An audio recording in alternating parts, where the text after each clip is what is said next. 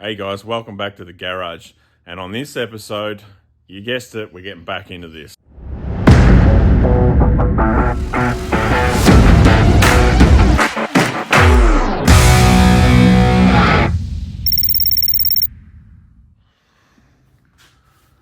Doubling up on a bit of work here, but I've got to get these top A-arms out.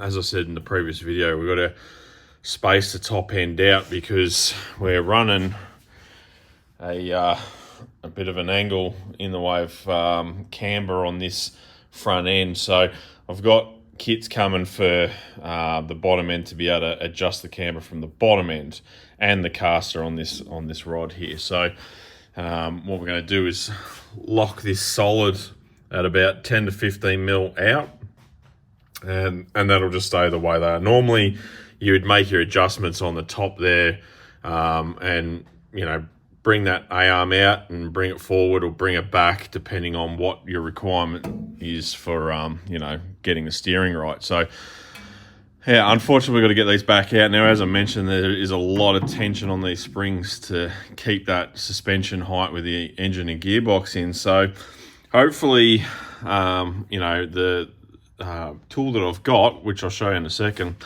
will give us enough pull on this spring to keep it just sort of up out of the way enough to be able to get this arm out. So I'm going to go ahead and get these shocks out, and we'll try and get these, if this is going to be in the way, we'll get this out of the way and we'll get this A-arm out and change those bolts and put a spacer in there.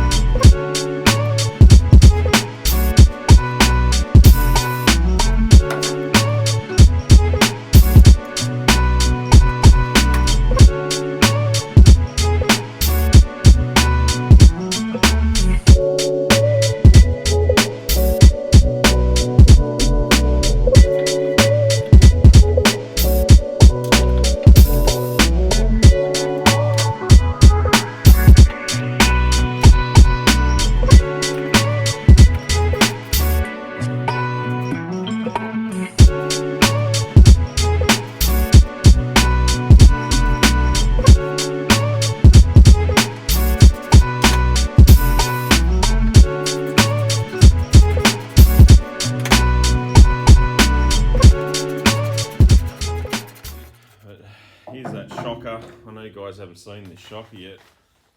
There's one in a similar style, so you can see the difference there. Like almost twice the size. So yeah, a bit of overkill, but I got a good deal on these. They're only probably about $100 a pair more than what it was to just sort of get some stock style ones. So why not? I reckon it's a pretty good upgrade for that money. So yeah, we'll keep digging into this now. I'll show you that tool in a second here, and we'll see if we can get that spring clamped up. Now, the only thing I'm worried about is this style top hat. I don't know what you actually call it, top hat. Let's call it top hat.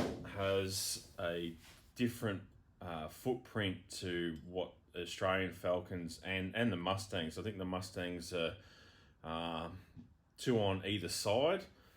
Some of the Mustangs, I'm not really familiar with it, but it needs a top hat for this tool to work properly, but we might be able to use this top hat to be able to operate the tool. So let's see what...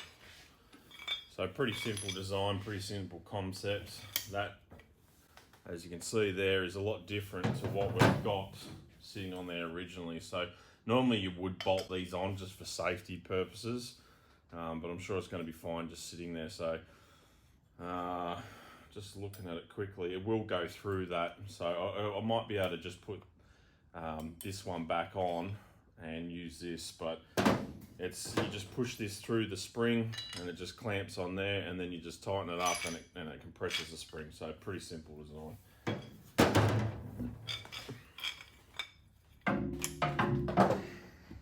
Alright, we got most of that tension off.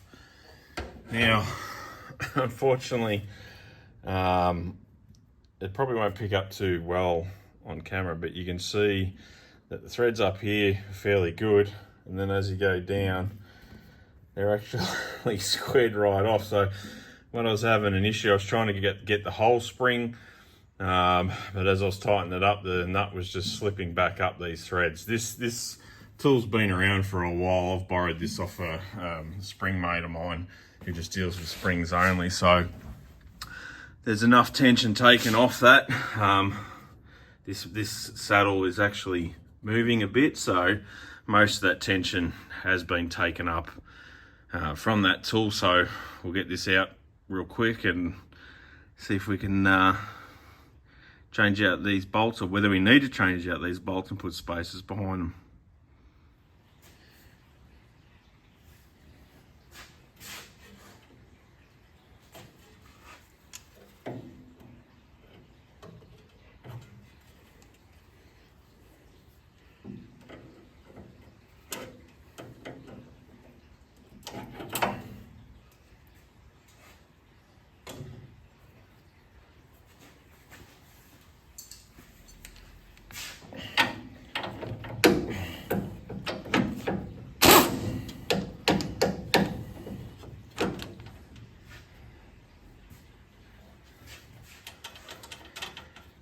Key is always leave the castle nut on, but with no tension on whatever you're pulling apart suspension wise, because you don't know how much spring this is going to have and if it's going to just flick out and hit you. So that's a safety precaution. We can only go as far as that nut when it releases, but even if it doesn't have any tension on it, it's just better to do it that way so nothing falls out. And there you go.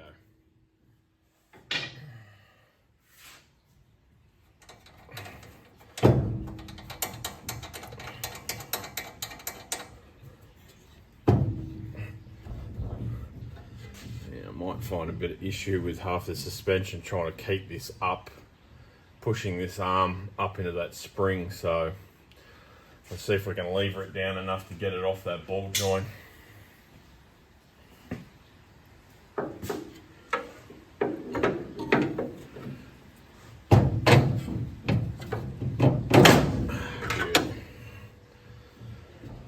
Yeah. Hopefully that stays out. I don't want to put any tension on that brake line either. It's the last thing you want to put tension on. So okay, now that dropped down a lot more, so clearly there's still some tension on that spring. So get it back down, try and get some more tension pulling up on that.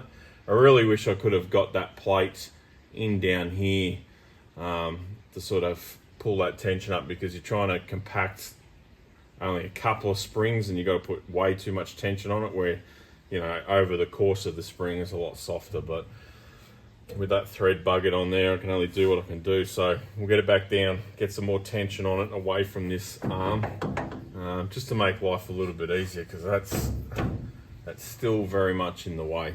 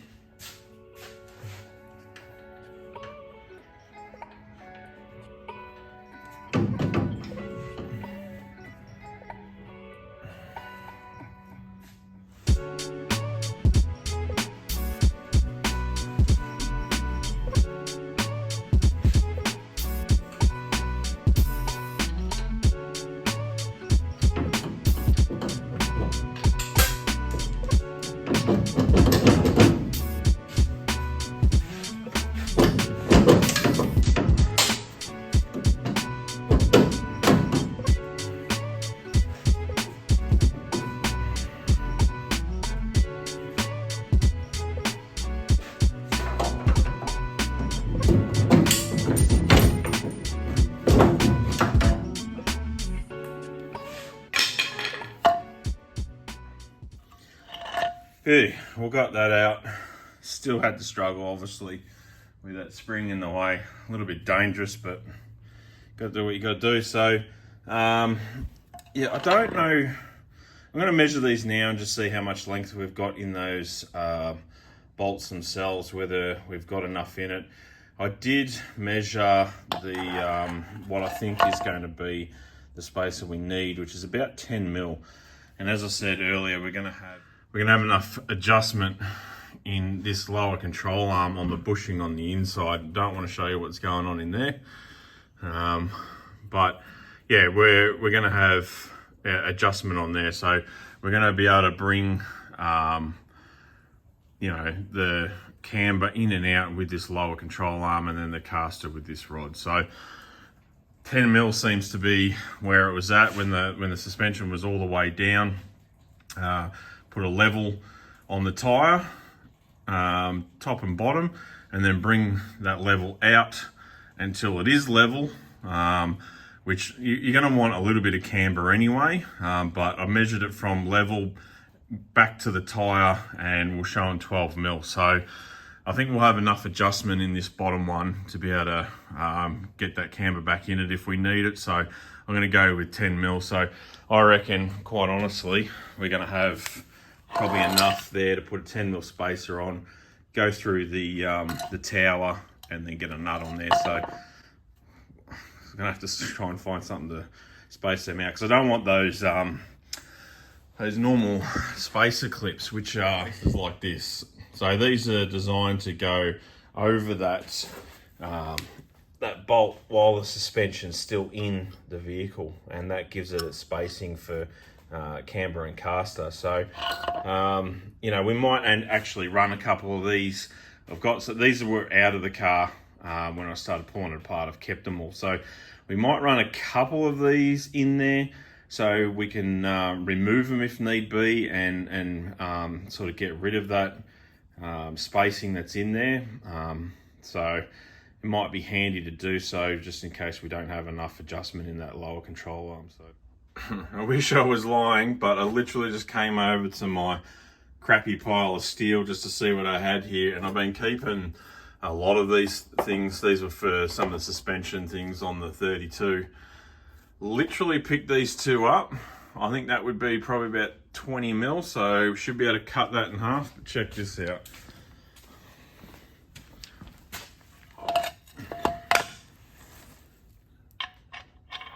Perfect.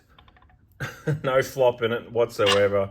Absolutely perfect. So don't have to machine anything up, which is a bonus, but we'll probably have to cut this in half. I'll just measure it quickly and see what size that is, and hopefully I've got two of them, so hopefully if we can cut these in half, we've got one for each side, and then we can do the other side with the other one. So beauty, bonus.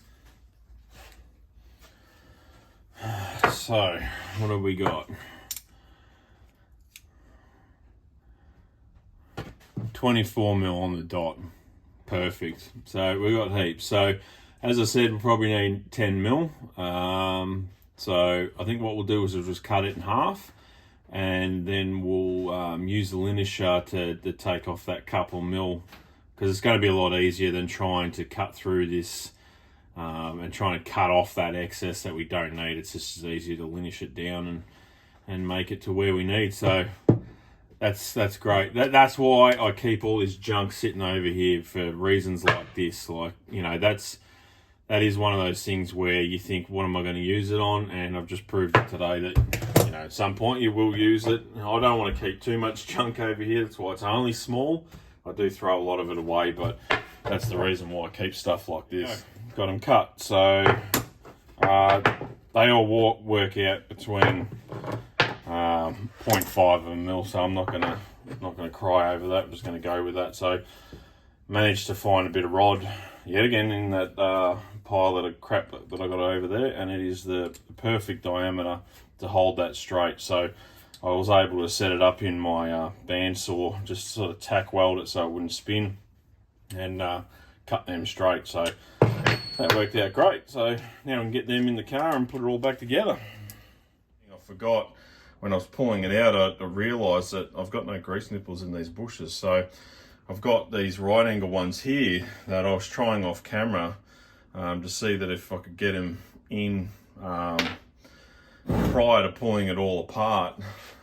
They can't even get in there, so I'm hoping I've got enough room for those to be in there. They should do. I mean, it'd be stupid not to, but being right angle makes life a lot easier, but I'm just hoping the overall length doesn't sort of foul on the tower, so fingers crossed they fit, but we'll get those in quickly too and get plenty of room for those grease nipples, which is good news. So as you can see in the back there, we've got the shims just sitting on there, so just dropped one. But yeah, got to make sure that they sit in place while I tighten up these nuts on the other side, so get those tightened up now. Alright, so I got the suspension all back together. Got the shims in the back there, whether you can see them, you can just see the top of it there. Just enough clearance for that grease nipple in that side. That's got plenty on that side. But just tripping over everything that I've left on the ground, that was silly. But just to show you what I was dealing with these wheels being off, but as you can see there, that level is not far off. So if I just bring that out just a touch, it's minute, absolutely minute as to how much that needs to come across to be level. So I haven't done the other side yet, but I'll just show you what I was dealing with in comparison.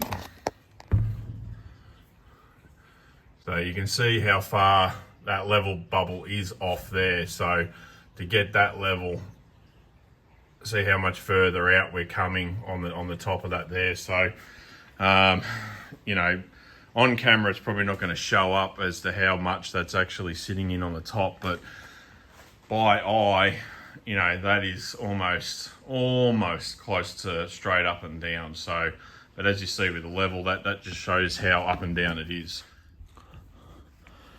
So another piece of the puzzle I'm going to try and tackle today is I've been slowly piecing this front end back together, keeping it wonky. I like it wonky. You know, it matches the rest of the car. As I said, like, this car is seen a pretty hard life. So the problem we've got is that I don't have a front bar for this car. We've got a rear bar for it, and it suits the car because it's old and rusty and dinted and everything like that. I've tried to find like an Australian XP Falcon style front bumper bar, thinking that would fit. Any of the other Falcons, they don't have the same contour as you're looking across the bar. It's got like a weird contour to it. So I managed to find one at a local supplier. Now it's stated, I'm sure there's one just for this car. I'm sure because of what we've got on the side here, with the contour going back, I'm sure that it is purely just a Mercury style bar. But from what I can find, most listings do say most US Falcon, Ranchero and Mercury. So they do look similar in the photos. And that's probably the only option I've got. You know, if I'm going to import one out of America, it's going to cost me as much as what this brand new bar is. So the problem is just that it is a brand new bar, and it's going to look so out of place on this car being bright shiny chrome. So we have one of two options. We either find someone with a Ranchero who's willing to spend the time and swap me for a brand new bar. They might feel the same way, that the bar is probably too clean for the rest of the car. Or the other option is we speed up that process and damage the bar. So I might chat to a few people and see if they've got any ideas to speed up the process of aging. I don't want it looking like we just did it yesterday, but we need some rust, we need some, you know, bends and some dents in it. So that may be the only way going forward, that we just have to damage a brand new bar. So yeah, look, it'd be a good deal for someone if they wanted to swap it out. You know, give me their aged bar and I'll swap you for a brand new bar. But trying to find someone here in Australia with a Ranchero that's willing to do that, and then the time consuming of that, it's not worth it. So yeah, look, I've got one more phone call I want to try and make to a local bumper bar re-chromer and just see possibly if he has like a core sitting in stock that's been ripped off and hasn't been chromed just yet, because the way a lot of these guys like to work is that they get a phone call saying, you know, I've got a 64 Ranchero, I need a front bar for it, do you have one? They know that they've got that core stock sitting there, and then they'll spend the time chroming it, rather than chroming everything, having it sitting there, and then eventually the chrome might fail or whatever it might be, just sitting in storage for years and years and years until someone comes along. So he might actually have the bar we're looking for this and be willing to give it up. So might make that phone call first, but you know, this brand new bar is just down the road, and it's not cheap, but you know, by the time I get a second-handy pulled out of the States and sent over, it literally costs the same amount. So yeah, I'll make that phone call. If not, we'll hit the puck truck, go down, shoot down, and get these parts in. All right, well, just made that phone call. Those chrome bar guys, they don't have one, so I didn't really expect them to have one, being US stuff. You know, a lot of that stuff's not in high demand, so why keep one sitting around? They'd probably just get the you know, whoever wants their bar chromed, their bar, fix it, chrome it. So that's all right. We'll go get the puck truck now, dig it out of there, and we'll shoot off and go grab that bar and the indicators for it, and hopefully it fits. Let's see how it's going to start after sitting here for, what now, nearly a month, 3 weeks, a month, something like that. Normally it's pretty good, but we've had some pretty crappy weather over the last couple of weeks, so it's very cold.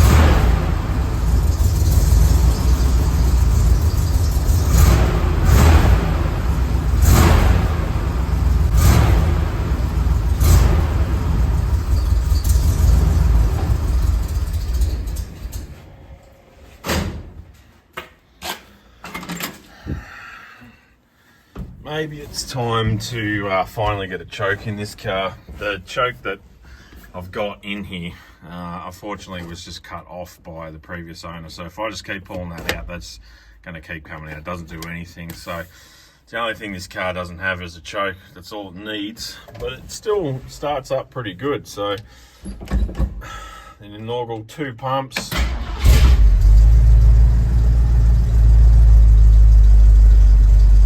There you go, it's idling. So, as I said, it's not too bad, but it's been pretty cold. It's raining today, it's drizzling and that sort of stuff. So, I think it's probably worth getting another choke cable for this thing. Get it up and running again, makes life a little bit easier. So, anyway, let's get out of here. Let's go get that bar.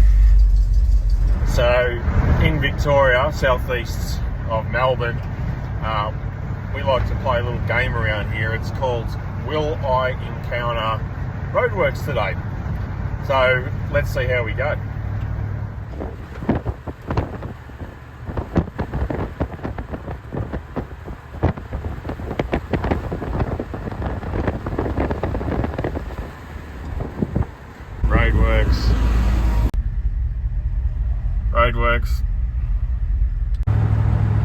Roadworks.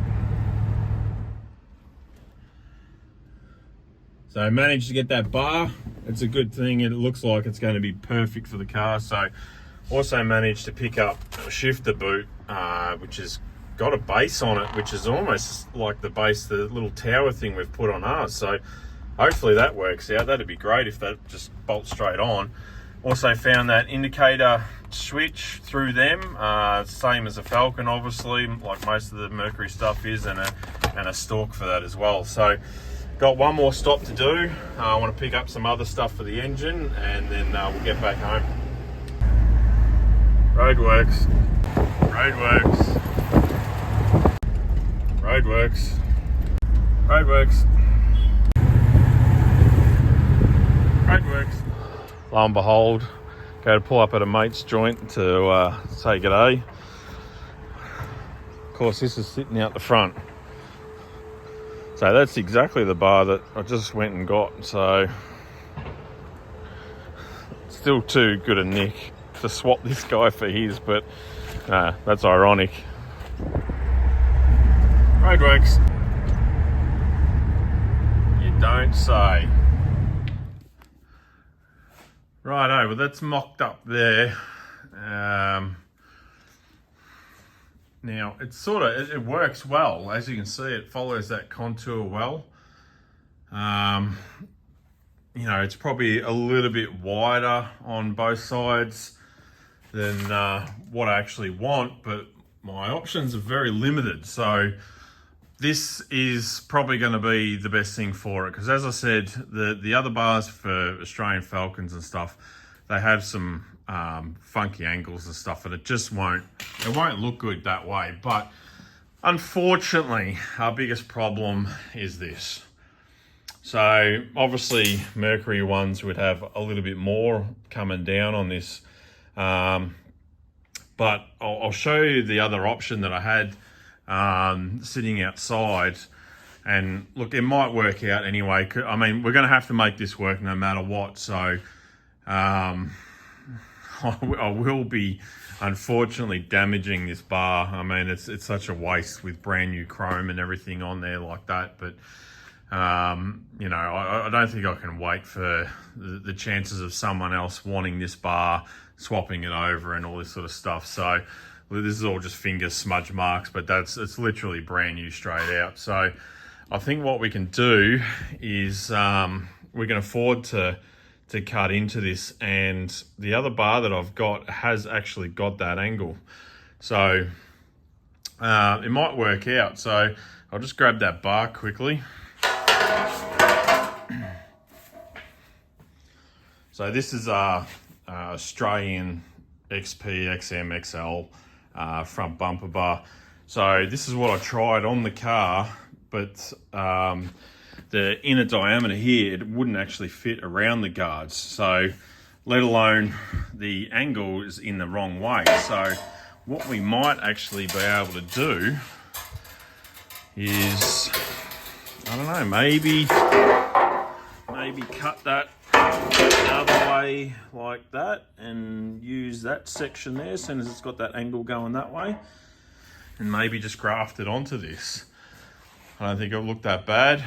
As I said, we want this thing to rust up and stuff like that, so having a rusted stitch weld down there, I don't think it's going to look that bad. But you know, as I said, that contour is perfect across the front, so this is what we're going to work with. I'm going to make it work like I do with all this stuff. So no, that's pretty good. I'm pretty happy. I'll live with, you know, probably how far it sticks out, but you know, we might be able to do the same thing, maybe just cut it in the middle here and take out 10-20 mil, bring both sides in. But look, for what I can source locally, I think this is going to be our best option.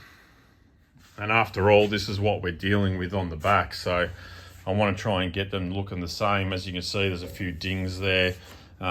This side's actually bent down, sort of hanging down a little bit. I will try and get that up, you know, try and get that bent back up, but you know, we've got surface rust coming out of it, that sort of stuff. So I want to try and make that front bar look like it's not brand new and it's a bit used. So it's probably going to work in our favor by doing that cut and shutting on the front to, you know, to make that contour look good. So we'll figure it out. We'll make something look half decent. All I want to do is trying to get something that'll just sort of cover in that area. So that's not all the way back where we need it. It's just sitting on that step ladder at the moment. So, but I think between that bar and this bar, I think we'll make it work. So I think we'll get that in the next episode. But yeah, look, I think so far we're going down the right track. It's better than dealing with something that doesn't fit whatsoever. So I've dealt with worse on other cars. So yeah, look, we'll just keep pushing along and hopefully we can make it look good.